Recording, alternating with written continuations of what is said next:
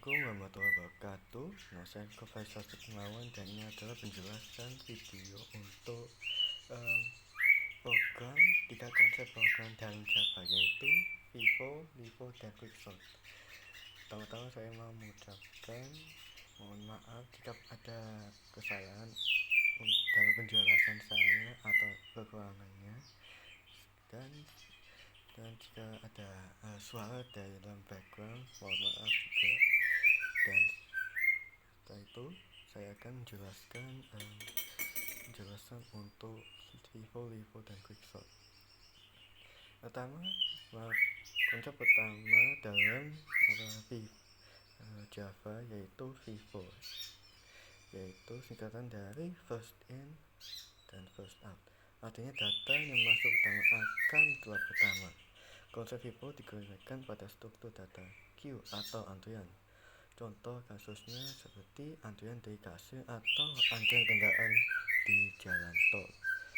Contoh pada program queue pada program Java itu menggunakan metode over atau disebut proses in queue.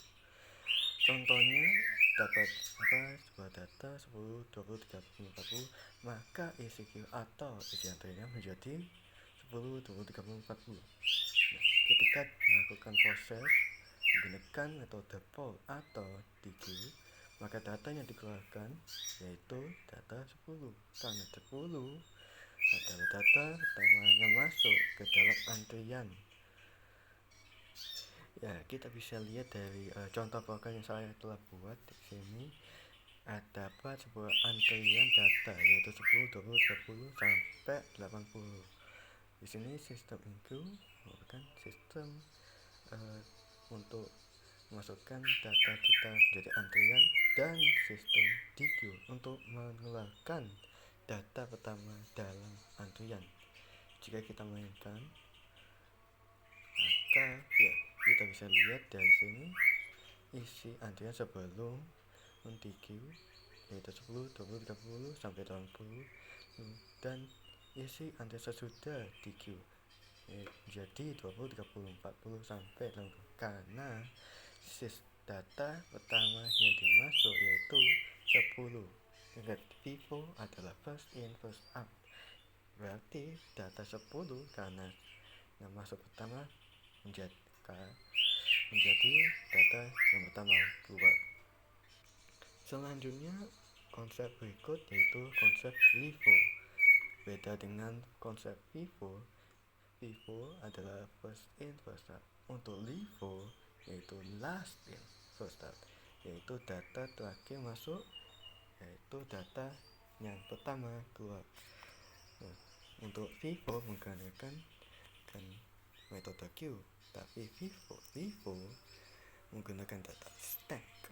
Konsep stack kita lakukan seperti contoh sederhana yaitu tumpukan piring, yaitu piring A di tahap pertama, piring B kedua, piring C ketiga, terakhir. Maka saat diambil berarti piring C yang diambil dulu karena berada paling atas. Contoh pada program stack, data masuk menggunakan metode push atau dorong. Bisa dilihat dari contoh ini, ada data 10, 20, 30, 40, maka isi stack menjadi 10, 20, 30, 40. Dan kita bisa lihat dari akhir ini data 40 adalah data terakhir yang masuk. Maka ketika melakukan metode pop, maka data yang keluar adalah data 40, karena ini adalah data terakhir yang masuk, maka ini data yang keluar pertama. Bisa dilihat dari contoh program saya, ya bisa dilihat barisan data untuk push 10, 20, 30, 40 sampai 80 lagi.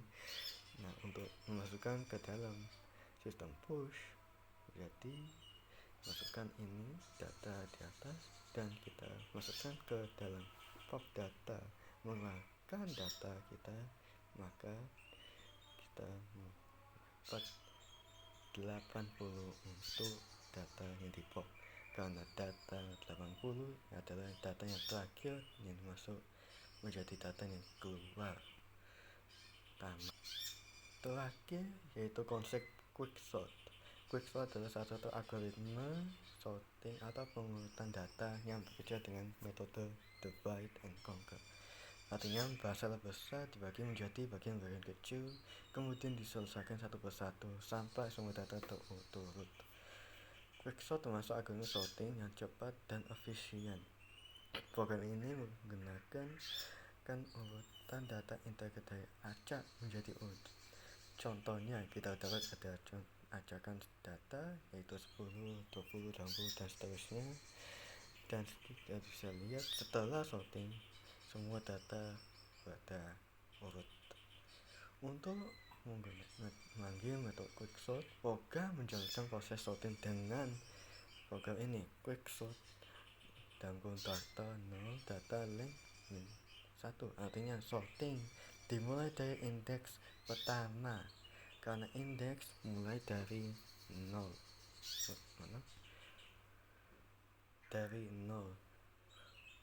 sampai indeks terakhir array. Cara kerja quicksort bekerja dengan memilih sebuah nilai yang disebut pivot. Pada program pivot ini dipilih dari elemen terakhir array. Dengan pivot, program membandingkan semua data dengan pivot. Jika data kecil dari pivot, maka dipindahkan kiri. Jika data lebih besar, maka dipindahkan ke kanan. Contohnya di sini bisa dilihat, jika pivotnya 40, maka semua